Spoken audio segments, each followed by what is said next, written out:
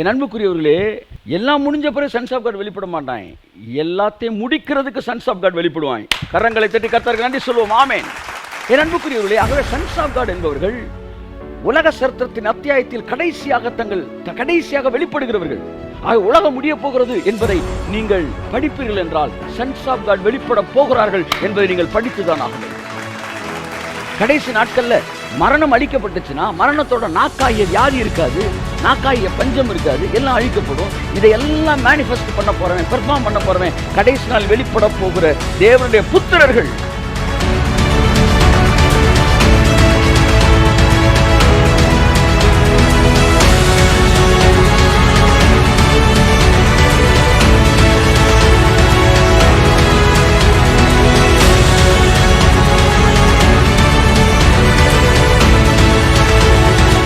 பழைய ஏற்பாட்டில் 4000 வருஷம் செயின்ஸ் ஆஃப் காட் இருந்தும் அவனை அசைச்சு பார்க்க முடியல.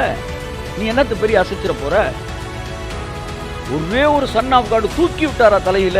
கரங்களை தட்டி கர்த்தருக்கு நன்றி சொல்லுவோம். That is what the power of son of God and sons of God.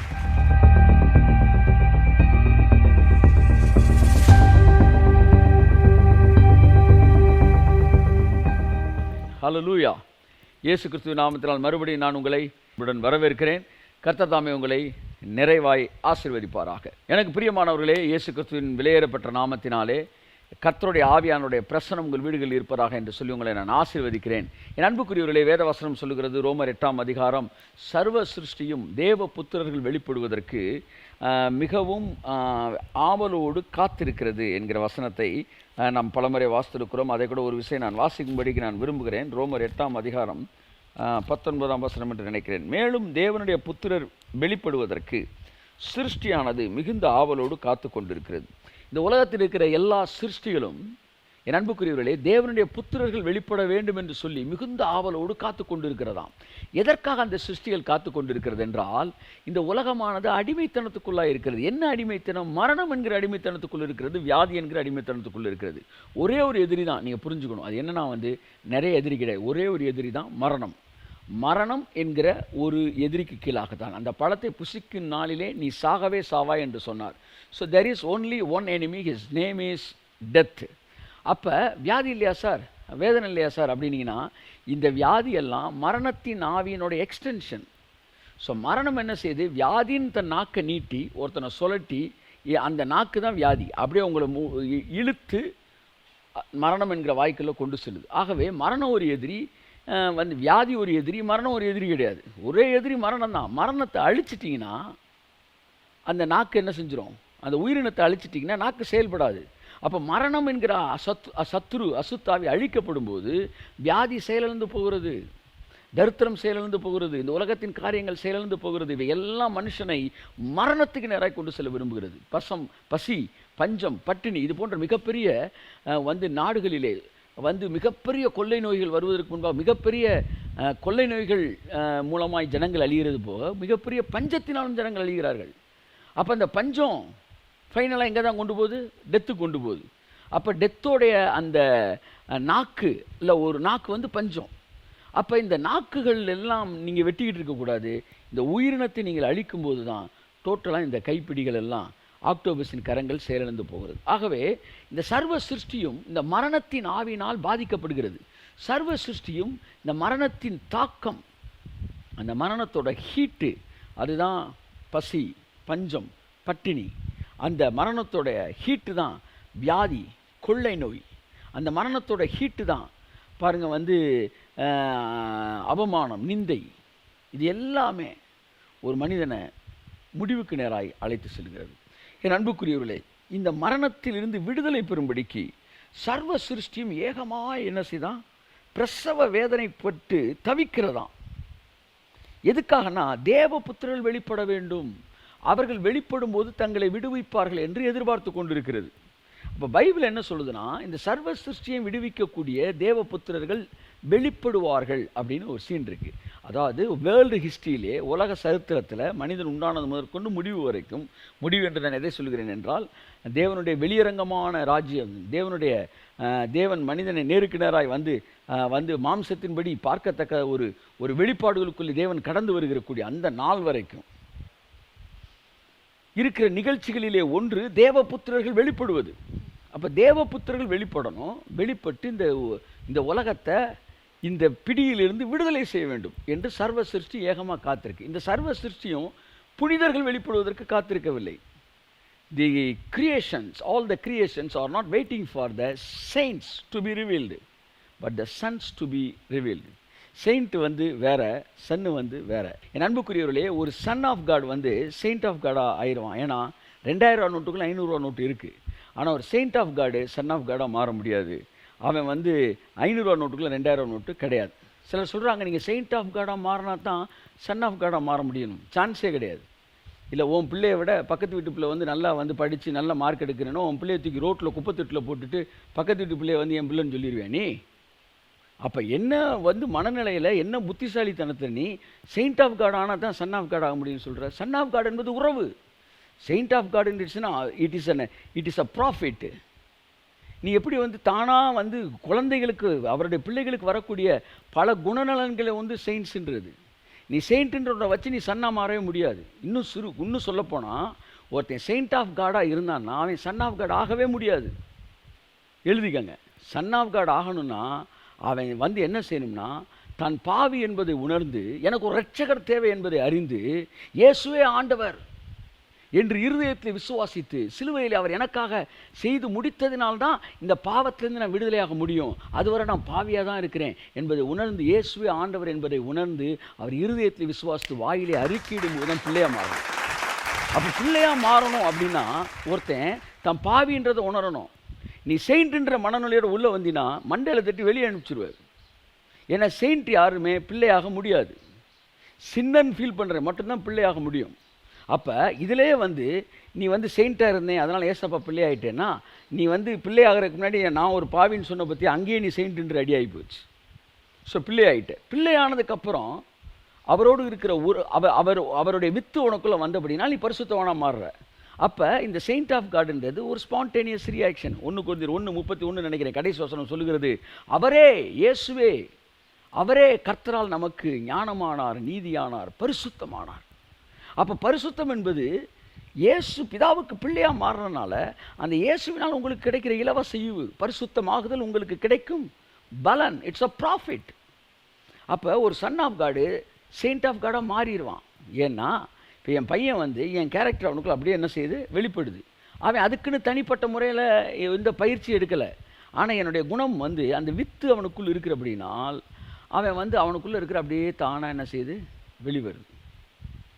பாருங்கள், வந்து அவன்கிட்ட வந்து நீங்கள் ஒரு ஏபிசி கேட்டிங்கன்னா அவன் வந்து என்ன செய்கிறான், வந்து ஏபிசியை வந்து அவனை மாதிரி பிள்ளைங்க வந்து 3-4 பிள்ளைங்க சொல்லுங்க பார்த்தீங்களா, அவன் ஏபிசி சொல்லிட்டு இது இந்த பிள்ளை எப்படி சொல்லணும் அந்த பிள்ளை எப்படி சொல்லணும் குரலை மாற்றி பேசுகிறான். இந்த மிமிக், இந்த வந்து மோனோ ஆக்டிங் இதெல்லாம் வந்து எங்கேருந்து வந்துச்சு, ஏன் வித்து எனக்குள்ளே இருந்த வித்து அது வந்து இப்போ அவனுக்குள்ளே போயிடுச்சு. அவனுக்கு யார் சொல்லிக் கொடுத்தது, தானாக வருது. அப்படி தான் பரிசுத்தம் என்பது தேவனுடைய வித்து. கரங்களை தட்டி கர்த்தருக்கு நன்றி சொல்லுவோம். அப்போ நான் பரிசுத்தர் ஆகையால் நீங்களும் பரிசுத்தராயிருங்கள் என்கிற வார்த்தையின் அர்த்தம் என்னவென்றால், நீ வந்து என்கிட்ட வந்து ஜபம் வாங்குறதுக்காக ஜபத்துக்கு பதில் வாங்குறதுக்காண்டி பரிசுத்தமாகாத, இல்லை வந்து நீ என்னை வந்து தகப்பனாக ஏற்றுக்கொள்றதுக்காண்டி பரிசுத்தமான தகப்பனாயிரலாம் என் பிள்ளையாயிரலாம் நினைக்காத, அல்லது வந்து ஒரு பிசாசின் கிரியை ஜெயிக்கிறதுக்கு நீ பரிசுத்தமாக நினைக்காத. பரிசுத்தத்தை வச்சு இதெல்லாம் நடப்பிக்கிறதுக்காண்டி நீ பரிசுத்தமாகாத. நான் பரிசுத்தர் ஆகையால் நீங்களும் பரிசுத்தராயிருங்கள். கரங்களை தட்டி கர்த்தருக்காண்டி சொல்லுவோம். பரிசுத்தத்தின் ஒரே ஒரு நோக்கம், ஒரே ஒரு குறிக்கோள் என்னவென்றால், தகப்பனுடைய வித்து பரிசுத்தமாக இருக்கிறதுனாலே பிள்ளையின் வித்து பரிசுத்தமாய் மாறுகிறது.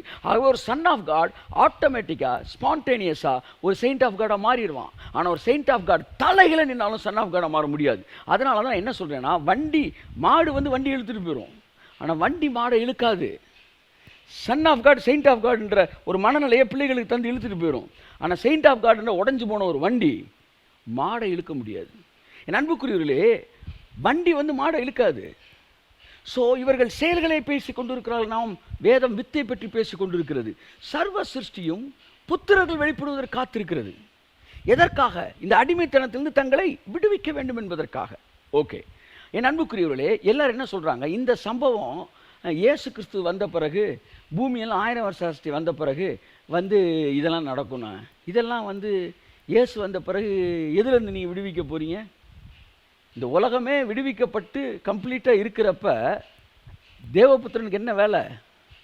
இப்படி தான் சன்ஸ் ஆஃப் காட் கடைசி நேரத்தில் வந்து இயேசு எல்லாத்தையும் முடித்த பிறகு வெளியே வருவாங்களா?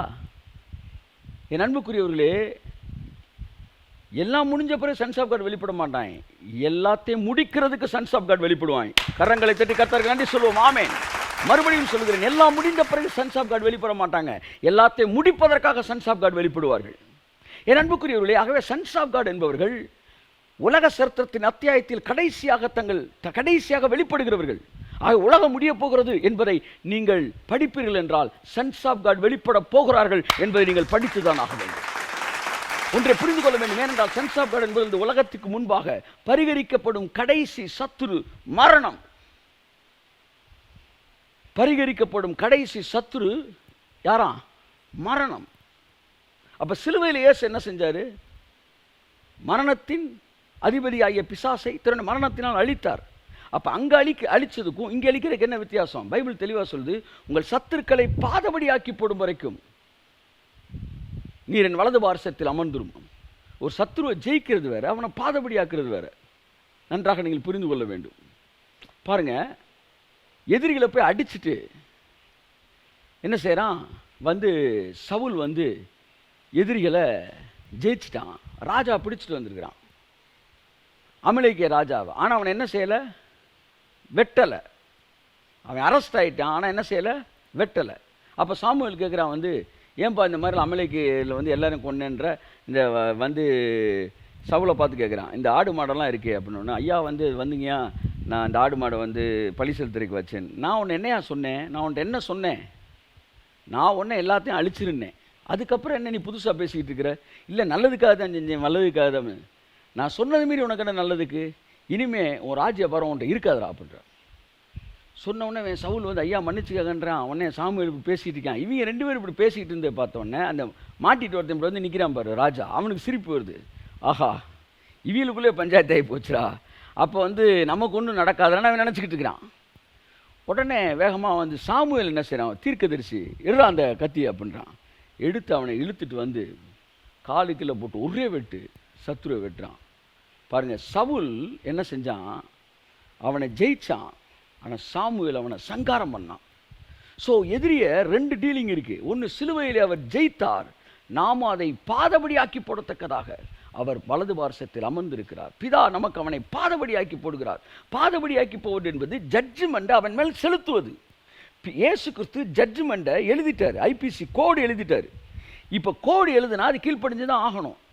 அது கீழ்ப்படிஞ்சிருச்சு. அப்போவே கீழ்ப்படிஞ்சிருச்சுன்னா சிலுவையில் முடிந்ததுன்றப்ப ஊரை விட்டு போயிருக்கணும். அவன் ஊரை விட்டு உடனே போயிருந்தானா அவனுக்கு பேர் பிசாசே கிடையாது.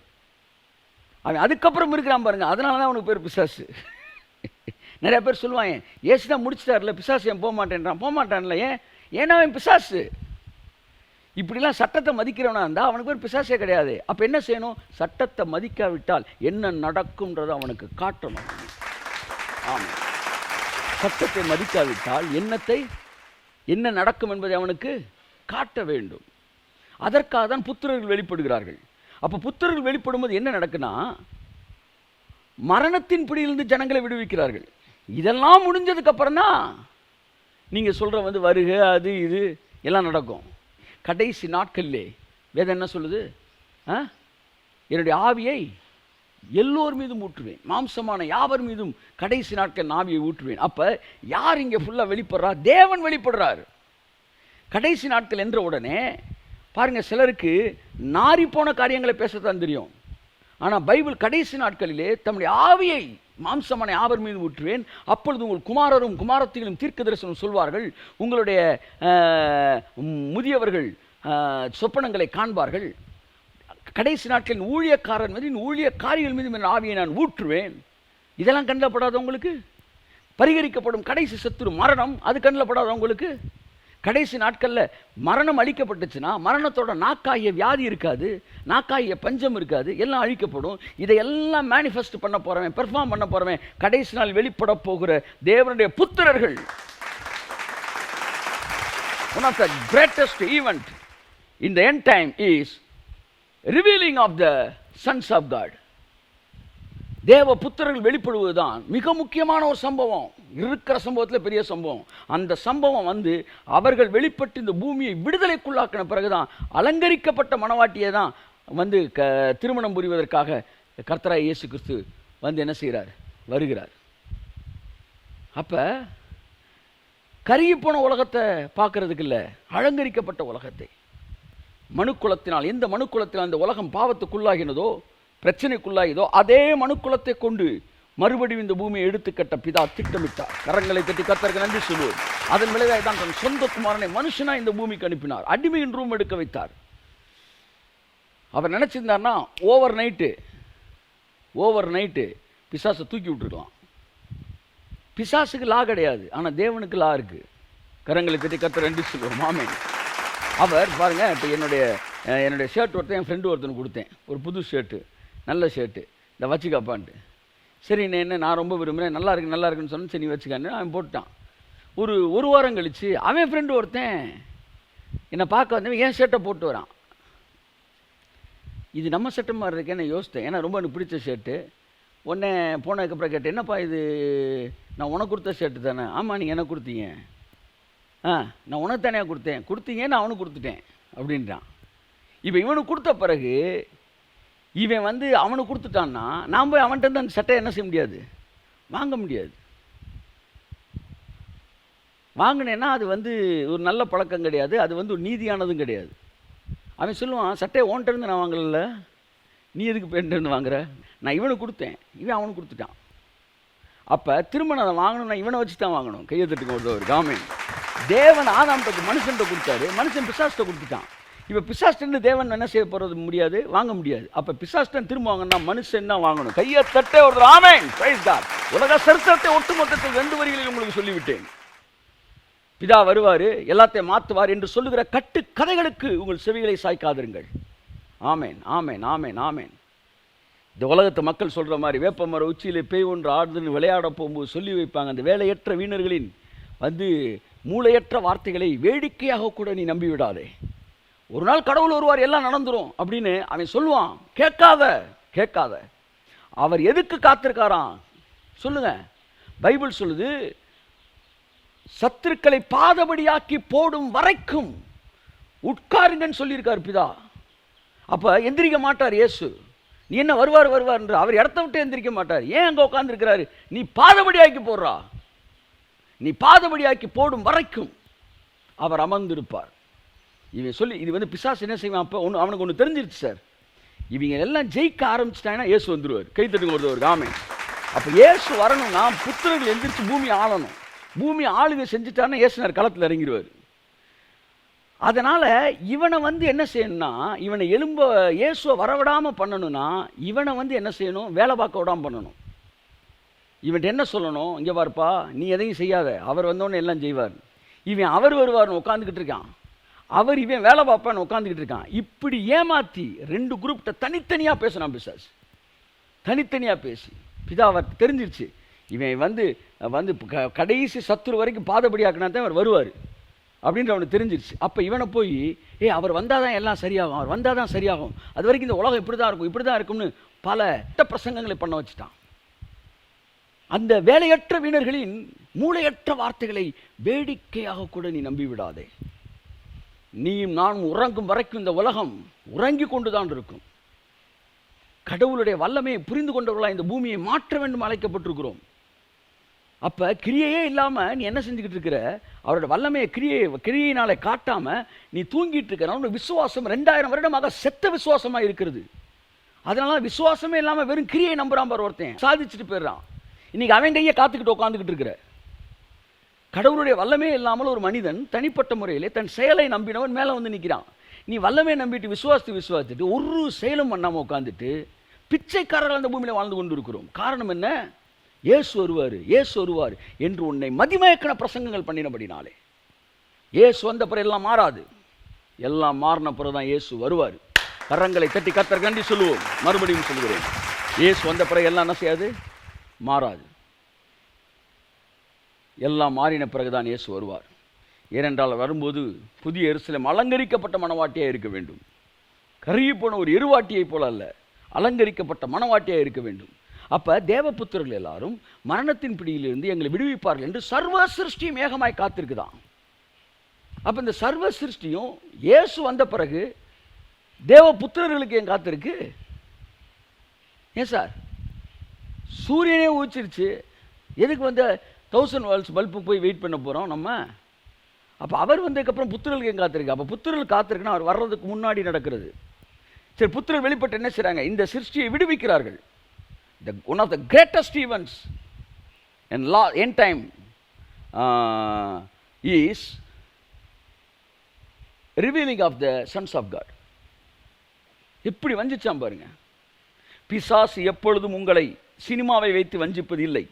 பிசாசு எப்பொழுதும் உங்களை வந்து உலகத்தின் பாவங்களை வைத்து வஞ்சிப்பதில்லை. பிசாசு எப்பொழுதும் உங்களை வசனத்தை வைத்து தான் வஞ்சிக்கிறான்.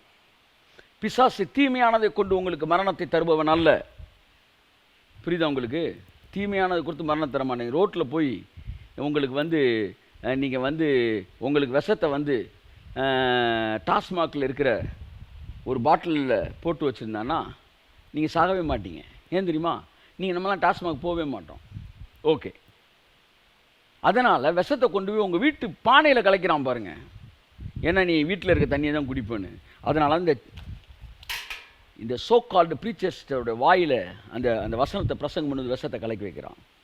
பார்ப்பதற்கு அப்படியே ஒரு பரிசுத்தவான்களை ஒரு தோற்றத்தை கொடுக்குறான். அது அவர்கள் வேண்டுமென்று செய்கிறார்கள் சொல்லவில்லை, தங்களை அறியாமல் அதை செய்து கொண்டிருக்கிறார்கள்.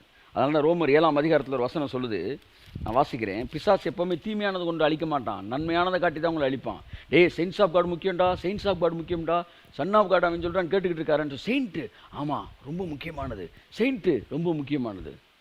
வெறும் மாட்டு வண்டி வச்சு என்ன பண்ணுவ நீ?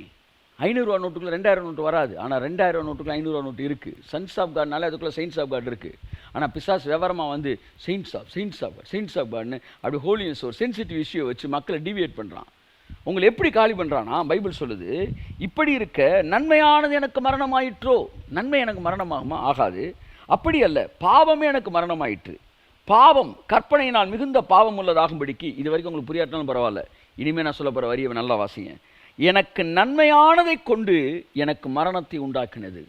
பிசாசு தீமையானதை வச்சு உங்களை காலி பண்ண மாட்டான், நன்மையானதை வச்சு தான் உங்களை காலி பண்ணுவான். உங்கள்ட்ட பேசுகிற சப்ஜெக்ட் எல்லாம் அப்படியே பழமாக இருக்கும்.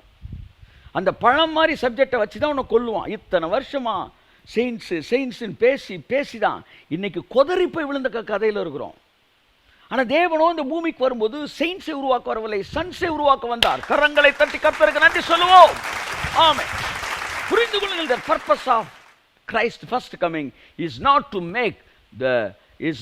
make the saints of God, but to make the sons of God. எவ்வளோ பெரிய தேவை! எதுக்கு சன்ஸ் ஆஃப் காட் தேவை? ஏனென்றால் அவர்கள் தான் அதிகாரம் பெற்றவர்கள்.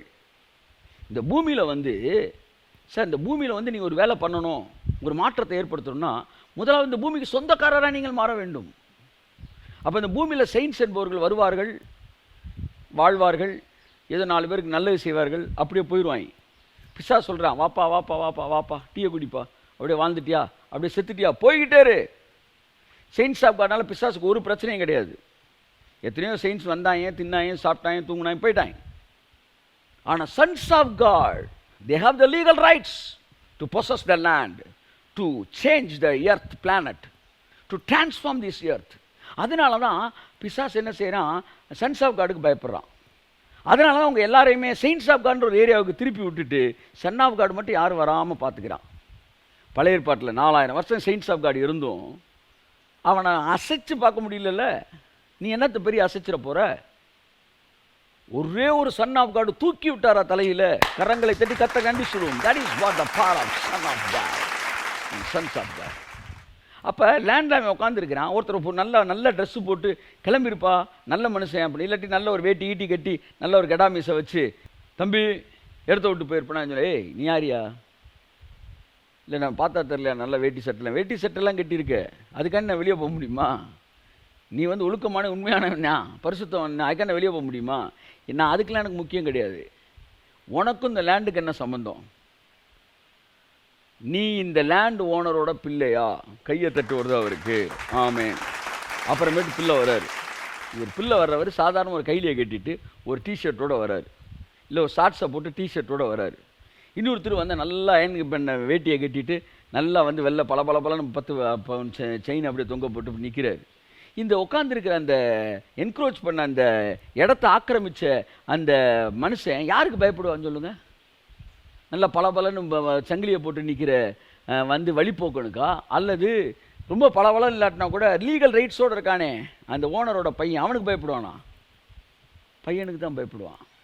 ஏன்னா அவன் அவுட்லுக்கு பிசாசோட தலைமுடி ஒன்றையும் பிடிங்கிறது, தலைமுடி ஒன்று கூட அவனுக்கு கீழே விழாது. ஆனால் நீ தேவனுடைய குமாரன் அப்படின்னு சொல்லிட்டினா யூ ஹாவ் லீகல் ரைட்ஸ்னு அவனுக்கு தெரியும். அதனால தான் இந்த சப்ஜெக்டை பேச விடாமல் பிசாசு கொதிக்கிறான் பாருங்க, கொதிக்கிறான். அன்புக்குரியவர்களே, ஆகவே சர்வ சிருஷ்டியும் ஏகமாய் காத்திருக்கிறது. யாருக்காக? தேவ புத்திரர்கள் வெளிப்படுவதற்காக. ஓ, புனிதர்கள் வெளிப்படுவதற்கு இந்த உலகம் காத்திருக்கவில்லை, புத்திரர்கள் வெளிப்படுவதற்கு காத்திருக்கிறது. ஸோ இந்த வெளிப்பாடு தான் பூமியை விடுதலையாக்க வல்லமை உள்ளதாக இருக்கிறது என்பதை நீங்கள் ஒரு நாளும் மறந்துவிடக்கூடாது.